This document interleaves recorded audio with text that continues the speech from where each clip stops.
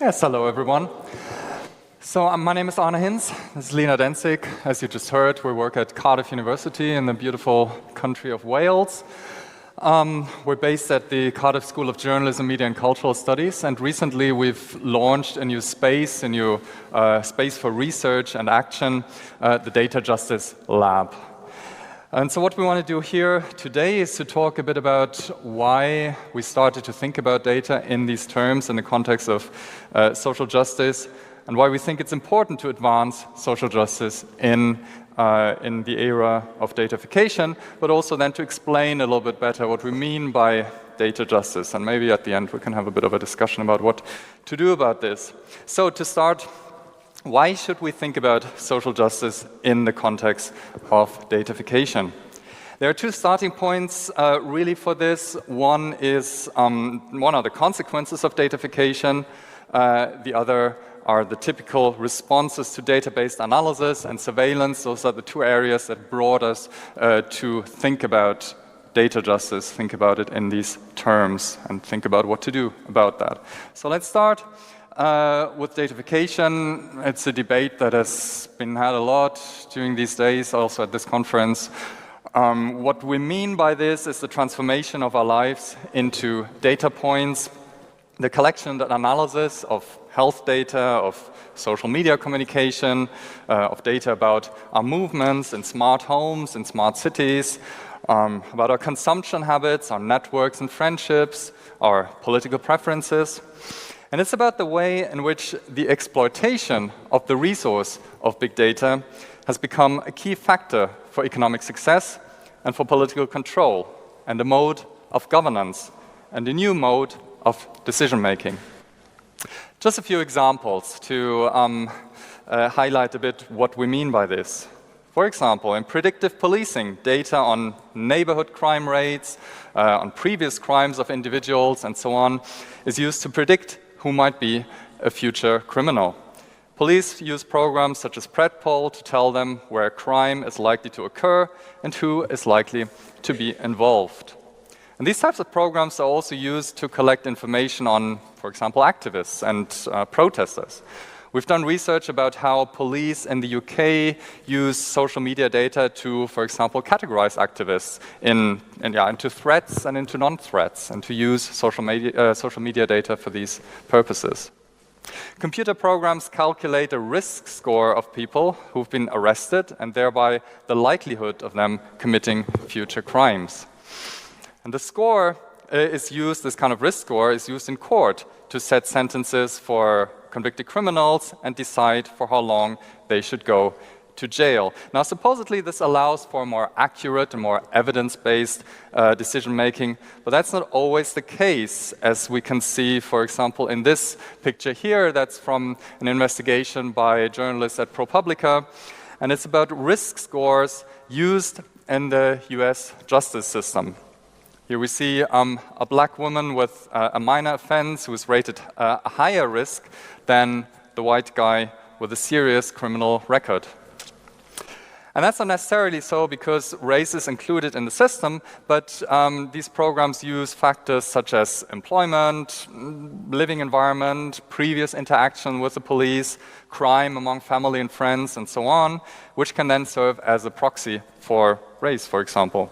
We know that there is systematic discrimination against blacks in the US. We know that black people are stopped and searched far more often than whites. They are incarcerated far more often. And of course, if all this feeds into the program, then this is what we end up with. One of the problems with these systems is that the algorithms are private, and it's not possible for either defendants or for the public to see why they got a particular score. Now, the allocation of services such as insurance is also increasingly based on data.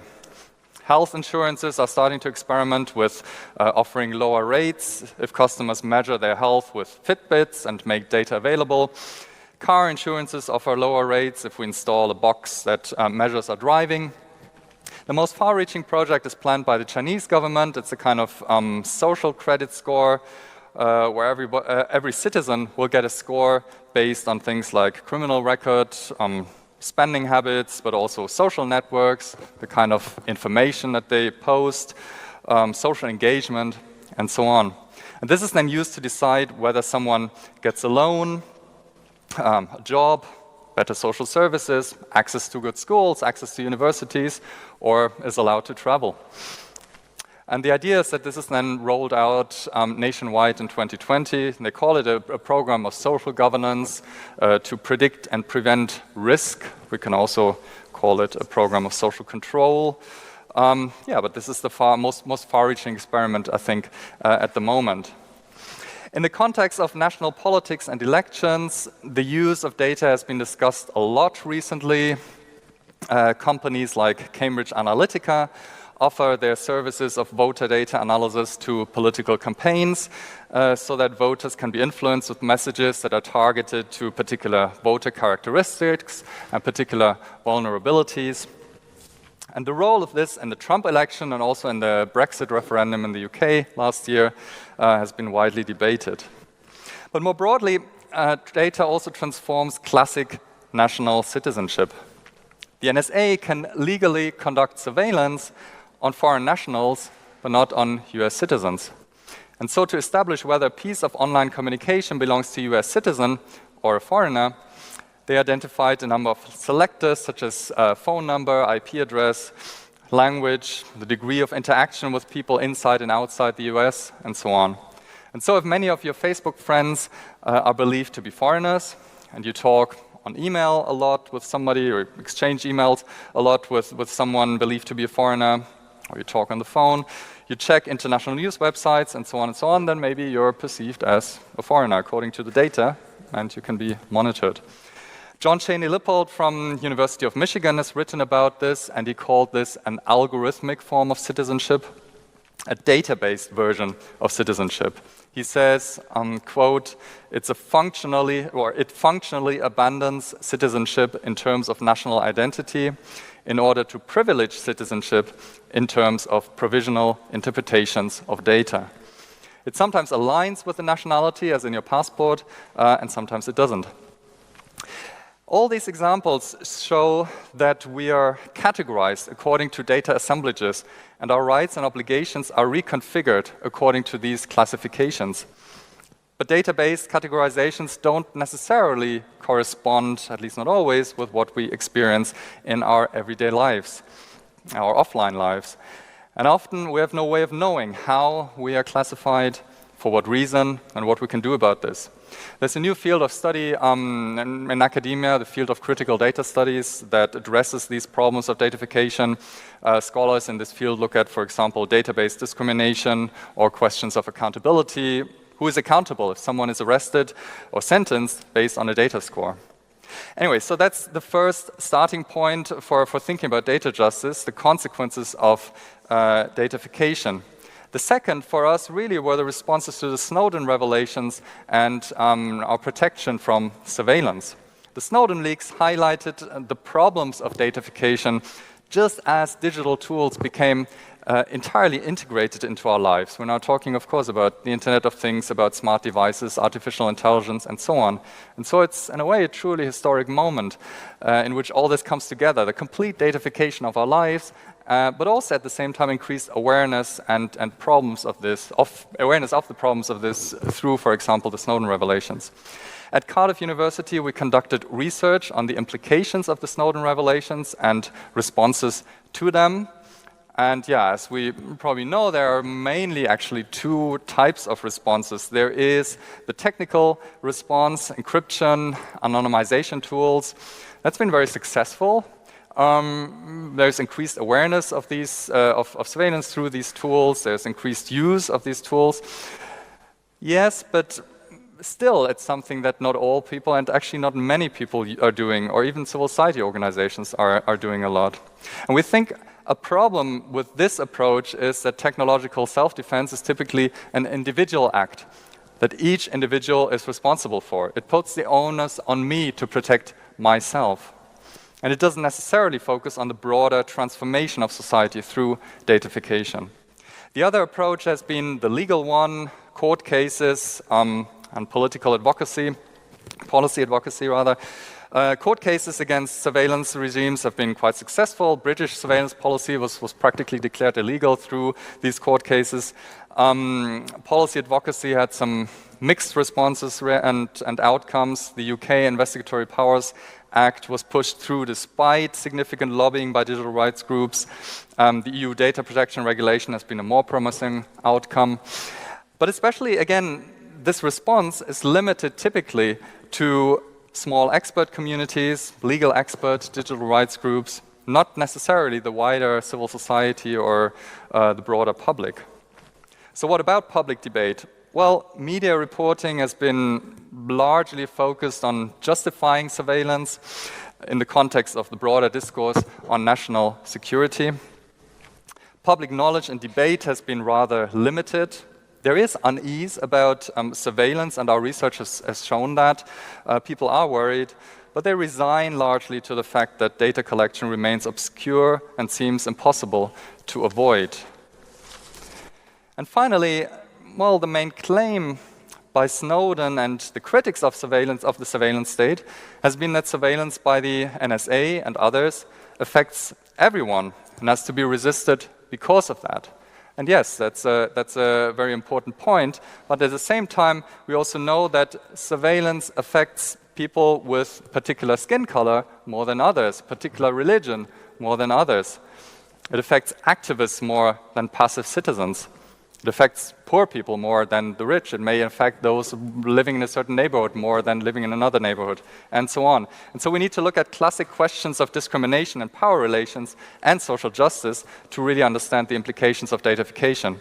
And so we believe that the self-protection and digital rights are important, but are not sufficient to address the more fundamental transformation that we're witnessing, the shift in the fabric and organization of society through datafication, which impacts on people's ability to participate in society, and some people more than others, and which leads to a renegotiation of civil liberties and democracy, and a power shift between different forces in society.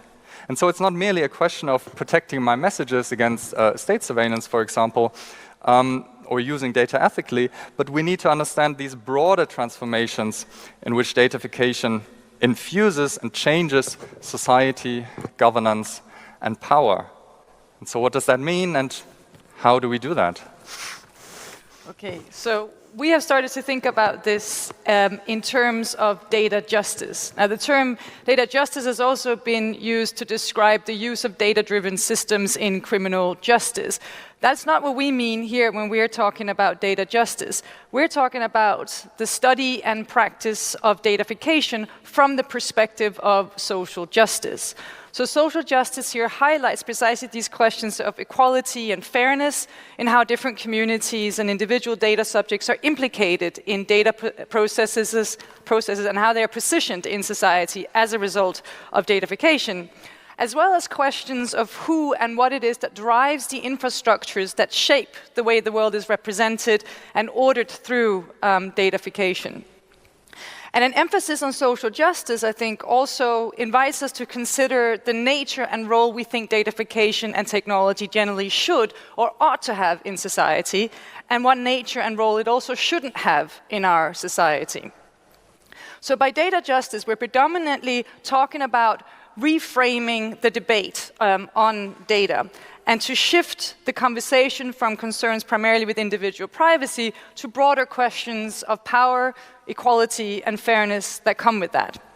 And as Arne highlighted, it's to deal with questions that, or to highlight the debate around the fact that data processes are uneven. So this idea of mass surveillance, that somehow that means, when we talk about mass surveillance, that we're all equally implicated in this as individuals, to try and sort of have a more nuanced understanding than that, and actually think of it more as, also the surveillance scholar David Lyon has described it as social sorting, and really to emphasize that actually some groups are more surveilled than others, and also surveilled for different reasons than others, that we're not all implicated in this equally.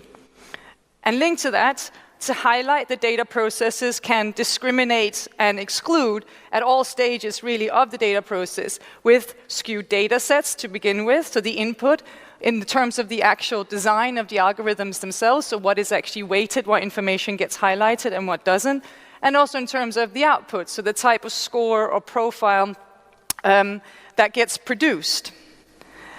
And also to highlight that data processes create what we might think of as new stratifications of have and have not, meaning that there's a new power asymmetry between those who are able, who have access to the resources to carry out profiling, versus those who are subjected to those profiles, who are unable to even understand why and how they're profiled in the way that they are. And this highlights issues around the types of categories that are used to classify citizens in different ways, and also questions, of course, of due process and how you can challenge decisions, and issues around transparency, and also this idea of who actually owns data. So questions of ownership also comes up here when we start understanding datafication around these terms.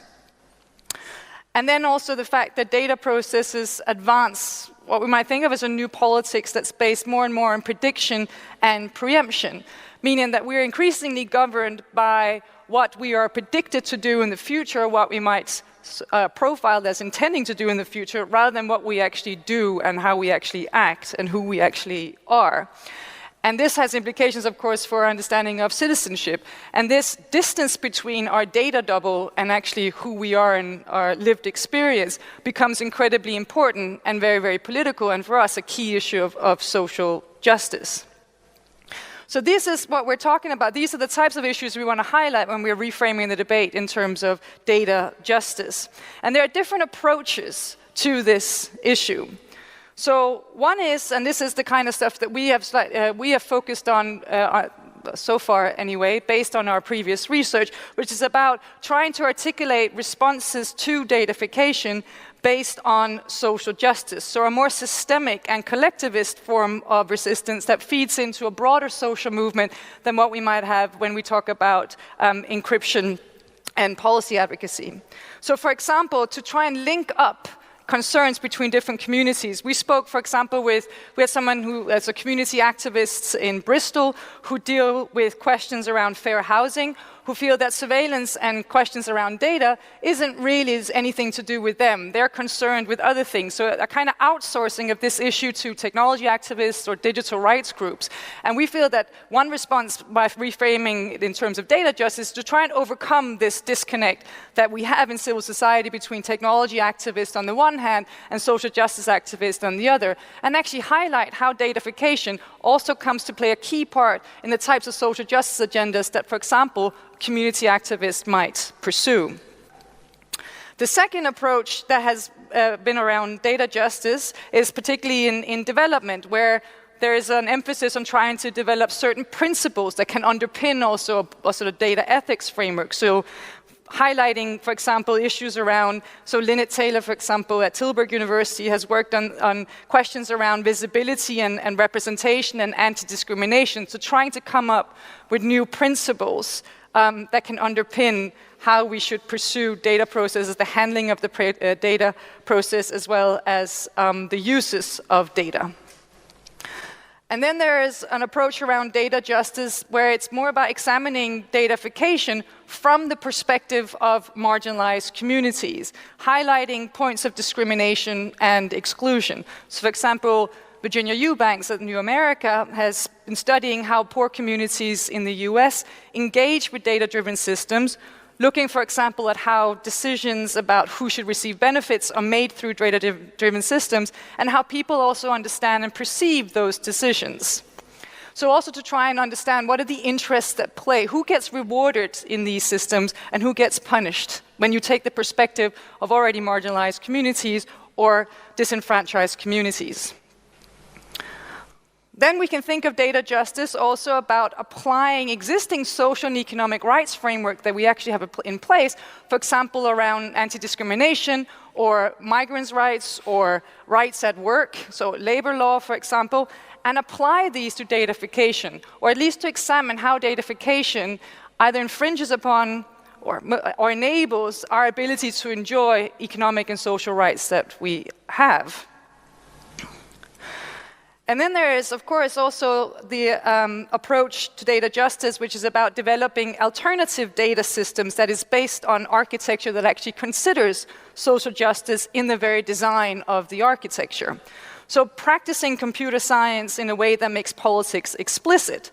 So someone like Jeffrey Johnson from Utah Valley University, for example, talks about this in terms of information justice. But there's also a design justice network and forms of data activism that is about this idea to design data infrastructures that actually considers questions of discrimination and inequality in the design by working with communities who might be subject to it already. So, for example, building things like cooperative alternatives to various forms of businesses. So there's the Ecomondo cleaning cooperative, for example, where it's about designing platforms together with the cleaners in the Bronx that allows them to be in charge of decisions that are made through that platform about their work and what information should be there and what information shouldn't, what type of data should be collected, what type of data shouldn't be collected. So how can we advance data justice? Where we think, obviously, is to continue to do research around how these data processes actually work, because there is a huge lack of public understanding that we have found around this. And actually also we work partly in a journalism school, and we find that there is a huge lack of journalistic skill in how you actually investigate some of these processes to try and hold these algorithms and data-driven decision-making to account. So we also want to think of it that you have to advance data literacy also amongst journalists and also practitioners like lawyers and so forth. And also, we need to broaden the stakeholders that are involved, so to actually connect concerns. So, for example, to include anti-discrimination groups and other social justice activists in the debate and bring in historical perspectives on how inequality and unfairness happen in society when we talk about also data. And we think it can be advanced also, of course, as mentioned, through further policy development, so either by highlighting certain principles that should underpin data processes, but also applying rights frameworks we actually have in place already to some of these issues. And then to further collectivist design, where you bring together social justice activists and developers when we think about alternative data infrastructures, and to continue to question what interests are at play, what forces actually drive these datafication processes, and also highlight the politics of that. So that's what we want to do with our new initiative that we've set up at Cardiff University called the Data Justice Lab, which is this collaborative space for research and practice on the relationship between datafication and social justice. We had a public launch in March. It's directed by myself, Arne Hintz, and Joanna Redden. And it's actually also about trying to advance a European context for some of these debates, because they tend to have been very US-centric so forth, particularly around this issue of data and discrimination. So to try and also get some context within Europe on this and some European frameworks in place. And the types of projects we're developing are things like the use of big data in governance and for social policy, the development of data scores, issues around datafication in health, issues around the impact on particular communities like refugees who are implicated in data systems, developments of alternative forms of smart cities that may consider social justice. So we want to talk about data justice and the Data Justice Lab, just to sum up, to reframe the debate to understand data as a social and economic justice issue. We think we need to think through collectivist responses to datafication that go beyond individual privacy and what we might think of as techno-legal solutionism. We think we have to overcome this disconnect in civil society between technology activists and social justice activists and connect concerns. And from this, it's about nurturing alternative political imaginaries for what the deal on data actually should be. So thinking about how society ought to be organized and the social organization of technology within that society beyond the current dominant understandings of datafication that's based around efficiency and objectivity. So, thank you for that. I don't think we have time for questions, but we might.